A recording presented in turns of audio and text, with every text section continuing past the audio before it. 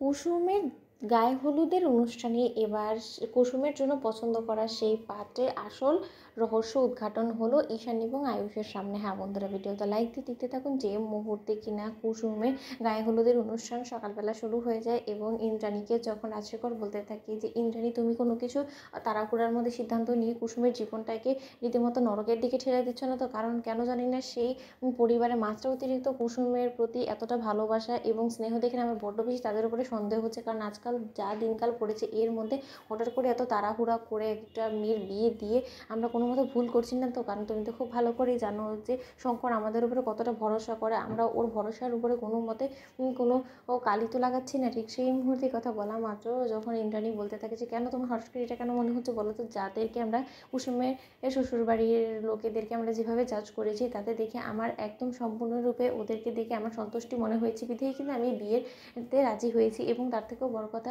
তোমার কেন মনে হয় রাজশেখর বলো তো যে আমি কুসুমের কোনো ক্ষতি চাইবো? বলো তো, আমার মেয়ে নেই, আমি নিজের মেয়ের জায়গায় কুসুমকে রেখেছি এবং কুসুমের যেটাতে ভালো হবে সেই সব কিছু আমরা করবো কুসুমের ভালোর জন্য। তুমি ওসব নিয়ে একদম টেনশন করো না। অন্যদিকে যখন কুসুম নিজের গায়ে হলুদের অনুষ্ঠানে মনমরা হয়ে দাঁড়িয়ে থাকে, ঠিক সেই মুহূর্তে আয়ুষ বলতে থাকে যে আমি জানি কুসুম তোমার মনের মধ্যে কতটা উথাল পাতাল চলছে, কারণ যার সঙ্গে কিনা তুমি গোটা জীবনে এর বন্ধনে আবদ্ধ হতে চলেছো সেই মানুষটা সম্পর্কে তোমার বিন্দুমাত্র কোনোরকম কোনো আইডিয়া নেই। সে কেমন, তার ব্যবহার কেমন, তার স্বভাব চরিত্র সম্পর্কে তোমার কোনো আইডিয়া নেই। তুমি শুধুমাত্র মায়ের মন রক্ষার খাতিরে এরকম একটা বড় সিদ্ধান্ত নিয়েছো, নিজের জীবনটাকে এরকম করে উচ্ছন্নে পাঠিয়ে দেওয়ার সিদ্ধান্ত নিয়েছো। কিন্তু আমিও এত সহজে তোমাকে বিয়ের পিঁড়িতে বসে তোমার জীবনটা আমার মায়ের সিদ্ধান্তের উপরে বেস করে আমি উৎসর্গ করে দিতে দিব না। আমি আমার সর্বস্ব দিয়ে হলেও তোমার জীবনটা রক্ষা করার চেষ্টা করব এবং আমি যে কোনো মূল্যে হোক না কেন, যদি তোমার জন্য এই পাত্র ঠিক না হয়ে থাকে তাহলে আমি তোমার বিয়ের শেষ মুহূর্ত অবধি চেষ্টা করবে বিয়েটা আটকানোর জন্য। অন্যদিকে যখন ঈশানও বলতে থাকে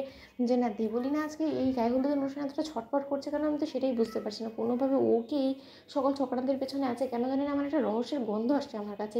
অন্যদিকে যখন দেবলীনা বলতে থাকে যে কী ব্যাপার, তুমি ফোন করছো কেন বারবার করে, ঠিক সেই মুহূর্তে কুসুমের জন্য ঠিক করে সেই পাত্র বলতে থাকে যে আমার পাওনা টাকাটা কিন্তু আমি এখনও পর্যন্ত পাইনি এবং আমি কিন্তু ঠিক করে ফেলেছি যে খুব শীঘ্রই কিন্তু আমি আজকে এই মেয়েটাকে বিয়ে করে আমি ওকে পাচার করে দিব। কিন্তু তার শর্ত, আপনি এখনও পর্যন্ত কিন্তু আমার পাওনা পেমেন্টটা আমাকে পাঠান নাই এবং আপনি যদি এখনও পর্যন্ত আমাকে না পাঠিয়ে আপনি ভেবে থাকেন যে আপনার কথা অনুযায়ী আমি সকল কাজ করবো, তাহলে কিন্তু সেটা কোনো মতেই হবে না ম্যাডাম। আমি আপনাকে বলে রাখছি, প্রয়োজনে বিয়ের আসর থেকে কিন্তু আমি উঠে চলে আসবো, তখন কিন্তু আপনারই ক্ষতি হবে, কারণ তীরে সে তরি ডুবে যাবে। অন্যদিকে দেবলীনা বলতে থাকে যে আমি তো বলেছি আমাদের মাঝখানে যে কথা হয়েছে সেই অনুযায়ী তুমি টাকা পাবে এবং তোমাকে শুধুমাত্র এই বিয়েটা করে যেমনি তেমনি করে কুসুমকে এখান থেকে তুলে নিয়ে ওকে পাচার করে দিয়ে দিতে হবে, এতটুকুই তো তোমার কাজ। তো বন্ধুরা, লাইক এবং শেয়ার করে সাবস্ক্রাইব করতে ভুলো না।